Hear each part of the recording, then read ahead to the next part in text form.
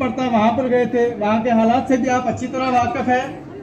Sir वक्त की कमी है, मैं आपको इस स्टेज से आपको यकीन दिलाना चाहता हूँ कि जरा नम हो तो ये मिट्टी बड़ी Studio of this Zoom, respected teachers, सबसे जो इम्पोर्टेंट है मेरी इज्जत माफ यहाँ के जो शहरी हैं और जो वालिदैन हजरात हैं और मेरे प्यारे बच्चों, अस्सलामु अलैकुम, आदाब, सत श्री अकाल।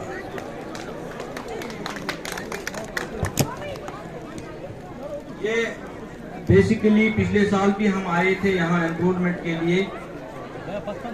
उड़ी का ये इलाका ऐसा है जहाँ पे लोग कम ही आया करते हैं। श्रीनगर हो, अनंतनाग हो, प्रॉपर बारामूला है, वहाँ तो लोग जाया करते हैं। लेकिन मेरी हमेशा यही कोशिश रहती है कि मैं उन इलाकों में जाऊँ जहाँ लोग कम जाते हैं, अक्सर लोग कम जाते हैं, क्योंकि वो मेरी बेसिकली तवज्जो के मरकज है ये एरियाज। और अगर हमें अपने कौम के तई कुछ खिदमत करनी होगी तो हमें अपने एजुकेशन सिस्टम को बदलना होगा और हमें अपने बच्चों को पढ़ाना होगा। अगर सबसे ज्यादा ताकतवर कौम वो होती है जिसके लोग, जहाँ के लोग ज्यादा पढ़े लिखे हों, because knowledge is power. Knowledge के बगैर, इल्म के बगैर हम आगे नहीं बढ़ सकेंगे। अगर हम ये नन्हे मुन्ने बच्चों को इस वक्त अटेंशन नहीं देंगे तो हमें अगली वाली नस्लें जो होंगी वो हमें कोसेंगी। तो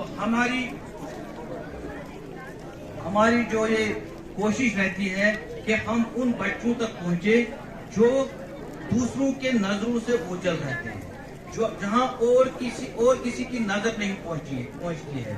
आप देखते होंगे प्राइवेट स्कूल, वो भी वहाँ भी हमारे ही बच्चे होते हैं, वो कभी इस इलाके में नहीं आएंगे कि हम बच्चों को हमारे स्कूल में एनरोलमेंट कराएं। तो गवर्नमेंट की हमारी यही कोशिश होती है कि हम उन एरियाज में जाएं जहाँ दूसरे और किसी डिपार्टमेंट या और किसी प्राइवेट ऑर्गेनाइजेशन की नजर नहीं रहती है।